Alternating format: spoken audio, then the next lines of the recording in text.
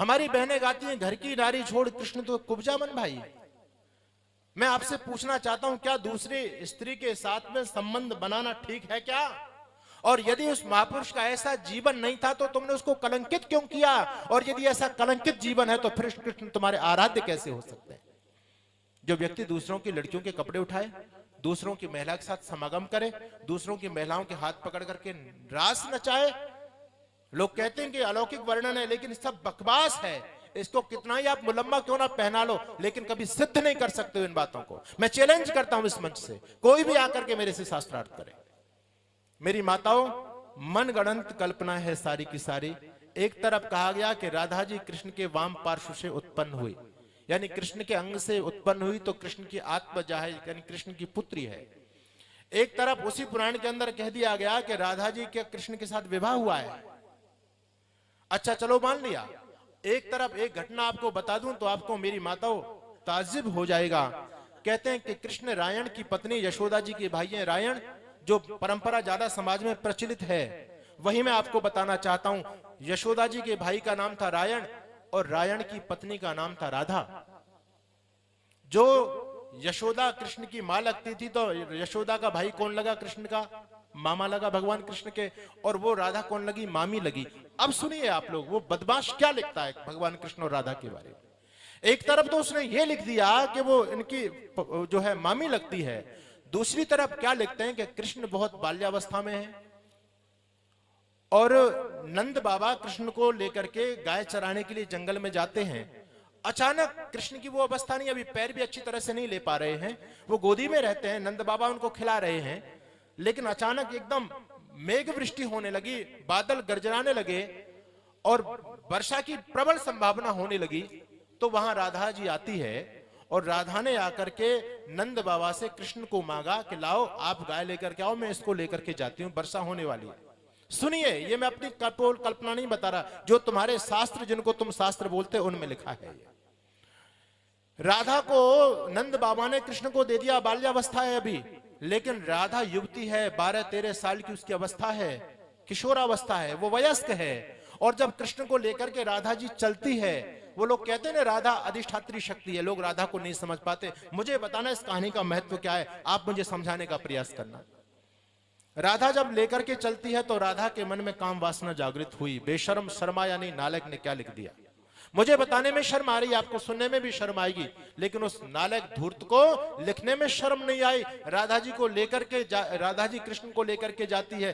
कृष्ण छोटे से बच्चे हैं। अच्छा, मामी तो माँ का ही रूप होती है, हमारे यहाँ तो बड़ी बहन को भी माँ का रूप माना गया है, वो तो मामी है, इतनी बड़ी है, कृष्ण को गोदी में लेके जा रही है। उस मामी के मन में ख्याल आया कि कृष्ण के साथ संभोग करना चाहिए, रास करना चाहिए। जैसे ही उसके मन में ये कल्पना हुई, तत्काल योग की शक्ति से एकदम वहां रास मंडप सज गया।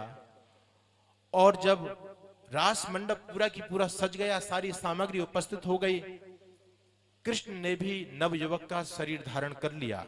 कहां कृष्ण छोटे से बच्चे थे, लेकिन रास रचाने के लिए, राधा के साथ व्यभिचार करने के लिए कृष्ण ने कौन सा रूप? युवावस्था का रूप धारण किया। अब दोनों का रास शुरू होता है। सुनिए मेरी माताओं, वहां पर लिखा है, जो लोग मूर्ख इस प्रसंग को ये कहते हैं ये आध्यात्मिक प्रसंग है, उस अध्यात्म की व्याख्या मुझे भी समझा दे रहा। वहां पर लिखा है कि कृष्ण राधा के साथ संभोग करते हैं। मुझे कहने में शर्म आ रही है, कृष्ण राधा के साथ संबंध बनाते हैं, भोग में इतने आसक्त हो गए, राधा बेहोश हो गई। राधा जी बेहोश हो गई। बेहोश हो गई, कितने दिन तक बेहोश रही? 1 दिन और 1 रात तक बेहोश रही। इतने समय बाद जब राधा जी को होश आया तो राधा जी ने तत्काल, कृष्ण ने बचपन का रूप बना लिया, राधा जी ने तत्काल कृष्ण को गोदी में लिया और तत्काल जाकर के यशोदा मां को कह दिया कि लो अपने बेटे को खिलाओ। अब मुझे आप बताइए, क्या यह प्रसंग आपको सही लगता है? क्या आप इस प्रश्न को स्वीकार कर सकते हैं, इस कहानी को? दूसरी तरफ मुझे यह बताओ, आप अपनी बुद्धि से सोचो कि भाई जब 1 दिन और 1 रात तक कृष्ण छोटे से बच्चे हैं, कृष्ण घर पर नहीं आए, यशोदा को चिंता नहीं हुई? नंद बाबा ने नहीं सोचा कि वो राधा लेकर के आई थी, कहां चली गई, इतने दिन तक कृष्ण नहीं आए, पूरी रात निकल गई, पूरा दिन निकल गया, कृष्ण कहां पर है? किसी को कोई चिंता नहीं। उसने लिख मारा, हम लोगों ने इसको स्वीकार कर लिया। ये हमारी बुद्धि का दिवालापन है मेरी माताओं बहनों। इस प्रकार के प्रसंगों को छोड़ दो। वो कृष्ण आप पुरुष थे, वो योगी थे, उन्होंने जीवन भर कभी कोई निंदित कार्य नहीं किया। राधा के बारे में नई नई कल्पना जिसके मन में जो आया उन्होंने वो लिख दिया। एक उड़िया साहित्य मैंने पढ़ा, वहां एक पुस्तक पढ़ी, वो कहते हैं राधा की उत्पत्ति कहां से हुई, तो कहते हैं कि उड़ीसा प्रदेश के राजा थे सुकल सेन, उन्होंने 12 कन्याओं को जन्म दिया उनकी पत्नी ने। 12वीं जो कन्या हुई वो बहुत कुरूप थी, बहुत बदसूरत थी। राजा सुकल सेन को शर्म आई उनकी पत्नी को, उन्होंने उस कुरूप कन्या को मंजूषा में रख करके, बक्सा में रख करके नदी में बहा दिया। नदी में बहा दिया, बक्सा बहता बहता उसके अंदर वो लड़की है, बक्सा बहता बहता वृंदावन पहुंच गया। वृंदावन में वृषभानु जी ने उस बक्सा को जैसे खोल के देखा तो उसमें तो बहुत रूपवती एक कन्या थी। उस कन्या को बाहर निकाला, उस कन्या का नाम राधा धरा और इसी राधा के साथ में कृष्ण का विवाह हुआ। जो उड़ीसा के लोग हैं वो कृष्ण की जन्मभूमि उत्कल मानते हैं, वो राधा की जन्मभूमि उत्कल मानते हैं क्योंकि वहां सुकल सेन की पुत्री थी। मैं आपको ये बताना चाहता हूं कि मतलब आप थोड़ा सा चिंतन तो करें, आप स्वयं समझ सकते हैं कि सब कुछ बकवास चल रहा है। जिसके मन में जो आया उसने वो लिख मारा। और मेरी माताओं, अब मैं आपसे पूछना चाहता हूं, उस व्यक्ति ने लिख दिया और वो मूर्ख लोग मान भी रहे हैं। मुझे बताओ कि ऐसी कौन सी नदी है जो उड़ीसा से वृंदावन की तरफ बह रही है? ऐसी कोई नदी है ऐसी? लेकिन वो साहित्य में लिखा हुआ है, किसी व्यक्ति ने ये तर्क नहीं किया कि ये बात गलत है, ये सही नहीं है। और हम लोग इन बातों को स्वीकार कर रहे हैं। नई नई चीजें बोले कि तुम राधा को नहीं समझोगे। एक मूर्ख महामती मंद मुझको मिल गया, बोले जी तुम राधा को क्या समझेंगे, राधा तो पराशक्ति है, गोलोक में रहती है। मैंने कहा हाँ गोलोक में रहती है, मैंने पढ़ा है ब्रह्म वैवर्त पुराण के अंदर कि राधा शक्ति गोलोक में रहती है। लेकिन मैं बता दूं आपको, राधा जी कृष्ण की प्रेयसी हैं, जिसको वो लोग पराशक्ति कहते हैं। अब देखो कृष्ण का चरित्र देख लेना मेरी माताओं। राधा जी कृष्ण की पराशक्ति को मानने वाले लोगों को मेरा चैलेंज, राधा जी ने कृष्ण को किसके साथ देखा? बिरजा के साथ संभोग करते हुए देख लिया, लिखा है ब्रह्म वैवर्त पुराण में। और जब देखा तो राधा जी क्या कहती है? राधा जी क्या कहती है? हे कृष्ण बिरजा कांता गच्छ मत पुरतो हरे कथम दोनोशी मालोला रति चोर लंपटा। ये शब्द राधा के हैं। एक तरफ आप उसको वो कहते हैं अखंड शक्ति, अलौकिक शक्ति, वो शक्ति कृष्ण के जीवन को देख करके जब कृष्ण को बिरजा के साथ देखा तो कहती है हे कृष्ण बिरजा कांता, हे बिरजा के प्यारे कृष्ण, गच्छ मत पुरतो हरे, मेरी दृष्टि से दूर हो जाओ। कथम दोनोशी मालोला, तुम मेरे सामने आकर के मेरे खून को क्यों जला रहे हो? ये कौन कहती है? ये राधा कह रही है कृष्ण के बारे में। पढ़ लीजिए ब्रह्म वैवर्त पुराण, प्रमाण में देता हूं आपको। और चलिए आगे। आगे कहा उसी राधा ने कृष्ण को गंगा के साथ में देख लिया। और देखो क्या गप लिखी है, जैसे ही राधा ने बिरजा के साथ देखा तो बिरजा ने योग माया से अपना शरीर भस्म कर लिया और कृष्ण भाग गए राधा को देख करके। कृष्ण भाग गए। राधा ने श्राप दिया कि तुम धरती पर मनुष्य के रूप में जन्म लोगे। आगे चलिए, वही राधा कृष्ण को जब गंगा के साथ में देखती है तो क्या कहती है? निवर्यताम च धूर्तोयम किमस्यत् प्रयोजनम। इस व्यक्ति को ये गोलोक से भगा दो, इस धूर्त की क्या आवश्यकता है? ये शब्द है तुम्हारे पुराण के अंदर। और चलिएगा आप, कुब्जा का प्रसंग आप लोगों ने पढ़ा, बिरजा का प्रसंग आपने पढ़ा। वहां पर राधा ये भी कहती है, जब कृष्ण को अन्य गोपियों के साथ में, अन्य स्त्रियों के साथ में देखती है तो राधा का दर्द छलकता है और राधा कहती है कि इस धूर्त को यहां से निकाल दो, गोलोक से निकाल दो, नहीं ते भद्रम भविष्यति सुरेश्वरा। वो कहती है कि कृष्ण तुम मेरे आंखों के सामने मत आओ, इसी में तुम्हारी भलाई है। ये चरित्र हमारे कृष्ण का जो योगी था, जिसको आप कहते हैं धरती पर धर्म की स्थापना के लिए आया था, उस कृष्ण को हमने क्या बना दिया? एक मनगढ़ंत कहानी बना करके विधर्मी विदेशी नालायक लोगों ने जो कुछ कहानी लिख मारी हमारे महापुरुषों को कलंकित करने के लिए, हमने उसको स्वीकार कर लिया और आज हम उन्हीं चीजों को मान रहे। राधे राधे राधे राधे चल रही है। अरे मुझे बताओ, भगवान कृष्ण के जीवन को आप देखेंगे, एक विशेष मिसाल आपको देना चाहता हूं। भगवान श्री कृष्ण ने अपने जीवन में कोई भी दूषित कार्य नहीं किया। दूसरी बात, आप महाभारत को पढ़िएगा, आपको पता चलेगा रुक्मणी जी की शादी किसके साथ होने वाली थी? रुक्मणी जी की शादी होने वाली थी शिशुपाल के साथ में। वही शिशुपाल जो भगवान कृष्ण को गालियां देता है। धन्यवाद जी। वही शिशुपाल जो भगवान कृष्ण को गाली देता है, उस शिशुपाल के साथ में रुक्मणी जी की शादी होने वाली थी, लेकिन रुक्मणी जी उनको पसंद नहीं करती थी। रुक्मणी जी का विवाह भगवान कृष्ण के साथ में हुआ। इसीलिए शिशुपाल की आंखों में कृष्ण खटकते थे, क्योंकि शिशुपाल भी चाहता था कि रुक्मणी बहुत रूपवती कन्या है, बहुत विदुषी कन्या है, इसका विवाह मेरे साथ होना चाहिए, लेकिन ऐसा नहीं हो पाया, इसलिए शिशुपाल कृष्ण का दुश्मन बन गया। अब आगे चलिए आप, महाभारत में शिशुपाल ने भगवान कृष्ण को गाली दी है। धन्यवाद। महाभारत में शिशुपाल ने कृष्ण को गाली दी है और बहुत सारा दोषण भगवान कृष्ण पर किया है, उसको ग्वाला कहा गया और भी बहुत सारी चीज कही गई। लेकिन मुझे बताओ, अगर कोई व्यक्ति कैरेक्टर लेस होता है, चरित्रहीन होता है, सबसे बड़ा दुर्गुण यही होता है और सबसे पहले यही गाली दी जाती है। मैं पूछना चाहता हूं, क्या महाभारत में शिशुपाल ने भगवान कृष्ण को चरित्र के बारे में कुछ कहा कि तू दूसरों की स्त्रियों के साथ रहता है, तू उनके साथ में राज करता है, तू कुब्जा के साथ देखा गया, तू गंगा के साथ देखा गया, तू बिरजा के साथ देखा गया, कुछ कहा क्या? कुछ नहीं कहा।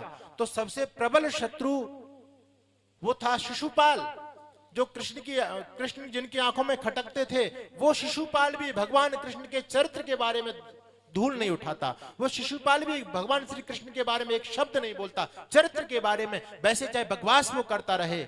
लेकिन मेरी माताओं, शिशुपाल जैसा दुश्मन भी भगवान कृष्ण को कलंकित नहीं कर पाया, उसने भी वो साहस नहीं किया। कुछ बदमाश लोगों ने वो कृष्ण के उस पावन धवल चरित्र को दूषित करने के लिए कलम उठाई। वो लोग बिक गए, अपने ही नालायक लोग, भाड़े के टट्टू, और उन लोगों ने जो लिख मारा, आपने उसको स्वीकार कर लिया। आज बहुत बड़ा षड्यंत्र। आप जाकिर नायर का कोई उत्तर दे सकता है आप लोगों में? नहीं दे सकता। क्यों नहीं दे सकता? क्योंकि वो उन्हीं जो हमारे धर्म ग्रंथों में मिलावट की गई है, उन्हीं प्रसंगों को उठा करके वो प्रश्न करते हैं। बताओ, तुम्हारे कृष्ण का तो ऐसा चरित्र है, क्या ऐसे व्यक्ति को पूजना चाहिए? आपके पास कोई नहीं है। देवी दुर्गा पर पता नहीं कितना कितना गलत लिखा गया है। ये जो पुराण है ना, इनमें सही अंश तो कम है, बकवास बहुत ज्यादा है। इसलिए मेरी माताओं, आप यदि राधे राधे बोलती हो और ये बात को सही मानती हो, तो फिर मैं आपसे यही कहूंगा कि राधा रखना अच्छा है, तो आप भी अपने पतिदेव को राधा रखने की अनुमति दे दीजिए। और यदि ये बात गलत है, तो इस आज से संकल्प कीजिए कि हम भगवान कृष्ण के जीवन को दूषित नहीं होने देंगे। आपके कॉलोनी में कोई ऐसी कथा होती है जहां भगवान कृष्ण का पवित्र जीवन कोई व्यक्ति दूषित करता है, आप लोगों को आवाज बुलंद करनी पड़ेगी। आपको पता नहीं कि आपकी संस्कृति कितनी तार-तार होती चली जा रही है। इस देश में एक बेहुदा कानून प्रस्तावित हुआ, क्या? लिव इन रिलेशनशिप आज कानून बना हुआ है। लिव इन रिलेशनशिप का मतलब है बिना विवाह किए हुए लड़का लड़की साथ साथ रह सकते हैं, बच्चे भी पैदा कर सकते हैं, लेकिन विवाह ना करें, सब कुछ चलेगा। वो कानून बन गया इस देश में। आप लोग जानते हैं, जब ये कानून बना, बहस चली, तो वकील ने जज को बोला, सुप्रीम कोर्ट का जज था, कि श्रीमान जी, आप भारत देश की संस्कृति को नहीं समझते। धन्यवाद। आप भारत देश की संस्कृति को नहीं समझते, आप कैसा कानून हमारी धरती पर थोपना चाहते हैं। हमारे यहाँ की संस्कृति तो कन्या को माँ के रूप में देवी की पूजा होती है हमारे यहाँ, और आप ये कहते हैं कि बिना विवाह किए हुए लड़का लड़की साथ साथ रह सकते हैं, वो कुछ भी काम करें, सब वैध है। तो जज कहता है वकील को, ओ वकील साहब सुनो, तुम जिस भारतीय संस्कृति की दुहाई दे रहे हो ना, मैं तो ये कहता हूं कि पहले तुम भारतीय संस्कृति को पढ़ लो। वकील कहता है क्या बात है? जज कहता है श्रीमान जी, आपने भारतीय संस्कृति का अध्ययन नहीं किया है। अगर आपने भारतीय संस्कृति का अध्ययन किया होता तो मेरे से प्रश्न नहीं करते। मैं पूछना चाहता हूं, क्या राधा के साथ में कृष्ण का विवाह हुआ था? बोले नहीं। राधा कौन थी? बोले कृष्ण की लवर थी। वो सुप्रीम कोर्ट का जज कहता है राधा कृष्ण की लवर थी, बिना विवाह किए हुए एक दूसरी स्त्री जब दूसरे पुरुष के साथ रहती है, ये तो तुम्हारे भगवानों का काम है। तो आज मैं इस देश में कानून बनाना चाहता हूं, तो तुमको दिक्कत क्यों हो रही है? और उसकी बात में वास्तव में दम था। इसलिए मेरा निवेदन है, कृष्ण ऐसे नहीं थे, कृष्ण आप्त पुरुष थे, योगी थे। उन्होंने जीवन भर कोई भी निंदित कार्य नहीं किया। उन्होंने जीवन में एक ही विवाह किया था। 16,108 रानी उनकी नहीं थी। मेरी माताओं, सब कुछ बकवास है, सब कुछ झूठ है। अरे 16,108 रानी? मेरे को तो लोग मिलते हैं, कहते हैं स्वामी जी तुम बहुत अच्छे हो। मैंने कहा क्यों? बोले तुम इस झंझट से बच गए। लोगों पर एक का मतलब निर्वाहन नहीं हो रहा। वो कहते एक से परेशान है, बोले जी स्वामी जी आप अच्छे हैं। मैं मतलब उसमें नहीं ले रहा, आप मेरी बात को अन्यथा मत लेना। मैं सम्मान करता हूं मातृशक्ति का, लेकिन मैं कहना चाहता हूं जिस व्यक्ति की इतनी सारी स्त्रियां, क्या कृष्ण इसी काम के लिए धरती पर आए थे? यही काम करना था क्या कृष्ण को? ये सब कुछ बकवास है।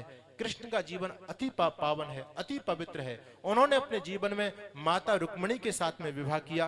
केवल एक ही विवाह हुआ, उनका एक ही पुत्र था प्रद्युम्न। जब विवाह हो गया, देखो ये कृष्ण का जीवन है। जब विवाह हो गया तो माता रुक्मिणी ने बहुत लंबे समय के बाद भगवान कृष्ण से यह इच्छा प्रकट की कि प्रभु विवाह तो हो गया और गृहस्थ तभी सार्थक होता जब कोई संतान हो। मेरा भाव समझ गए होंगे। विवाह होने के बाद भी संबंध स्थापित नहीं था, शारीरिक संबंध नहीं था कोई भी भगवान कृष्ण का। योगी थे। जब माता रुक्मिणी ने यह बात भगवान कृष्ण से कही, मेरी माताओं, तो कृष्ण कहते हैं कि देवी अगर तुमको संतान चाहिए, कैसी संतान चाहिए? वो कहती है प्रभु बिल्कुल आप जैसी चाहिए। भगवान कृष्ण कहते हैं अगर ऐसी संतान चाहिए तुमको तप करना पड़ेगा। चलो मेरे साथ, हम बद्रीनाथ में चलते हैं और 12 साल तक तप करेंगे। महाभारत में लिखा है, धन्यवाद, महाभारत में लिखा है कि भगवान कृष्ण और माता रुक्मिणी ने 12 साल तक बद्री धाम में जाकर के तप किया है। महाभारत को पढ़िए। ब्रह्मचर्यम महद घोरम तीर्थवा द्वादश वार्षिकम हिमवत पार्श्वमास्थाय योमया तपसार्जिता सनत कुमार सम तेजस्वी प्रद्युम्न नाम बेसुता। भगवान कृष्ण कहते हैं सनत कुमार के समान तेजस्वी मेरा एक ही पुत्र है, प्रद्युम्न है। और जैसा माता रुक्मिणी ने कामना की थी, क्योंकि प्रद्युम्न ऐसे नहीं हो गया, प्रद्युम्न बाई चांस नहीं हुआ था, प्रद्युम्न को तैयार किया गया था। 12 साल तक विवाह के उपरांत भी 12 साल तक दोनों पति पत्नी ने तप किया, तब जाकर के प्रद्युम्न हुआ। और प्रद्युम्न की विशेषता जो थी मेरी माताओं बहनों, जब भगवान कृष्ण दरबार में आते थे, बिल्कुल भगवान कृष्ण और प्रद्युम्न एक जैसे लोग पहचानने में असमर्थ हो जाते थे। भगवान कृष्ण जब दरबार में आते थे तो लोग प्रद्युम्न समझ लेते थे कि प्रद्युम्न जी आ रहे हैं, तो लोग खड़े नहीं होते थे। और कभी प्रद्युम्न दरबार में आ जाए तो लोग समझते थे कृष्ण आ रहे हैं, तो लोग खड़े हो जाते थे। प्रद्युम्न जी कहते थे अरे नहीं, मैं तो प्रद्युम्न, पिताजी तो पीछे आ रहे हैं। लोग भ्रम में पड़ जाते थे। लोगों ने कहा प्रभु हमसे तो बड़ा पाप हो जाता है, आपका निरादर हो जाता है, हम तो पहचान ही नहीं कर पाते दोनों पिता पुत्र में। तो कुछ ऐसा कुछ धारण कीजिए, ऐसी कुछ वेशभूषा बनाइए जिससे पिता और पुत्र में अंतर हो सके। तो कहते हैं कि भगवान श्री कृष्ण ने अपने मुकुट में मोर का पंख लगाना प्रारंभ किया। यह है कृष्ण का पावन चरित्र। लेकिन आज आपने कृष्ण को क्या बना दिया? मेरा निवेदन, समय दौड़ गया, मैं आपसे यही चाहूंगा, मेरी वेदना को आप लोग समझने का प्रयास कीजिए। संस्कृति को बचाइए। इतिहास खत्म हो चुका है। मनमाने तरीके से हमारे महापुरुषों को कलंकित करने का लोगों ने काम किया है।